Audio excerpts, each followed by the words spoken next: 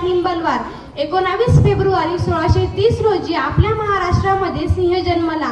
तो सिंह म्हणजे रयतेचा राजा, हिंदवी स्वराज्याचे संस्थापक छत्रपती शिवाजी महाराज यांना माझा मानाचा मुजरा हे एक आदर्श राजे होते. त्यांना राजमाता जिजाऊ यांच्याकडून उत्तम संस्कार मिळाले व शहाजीराजे भोसले यांच्याकडून शौर्याचा वारसा मिळाला.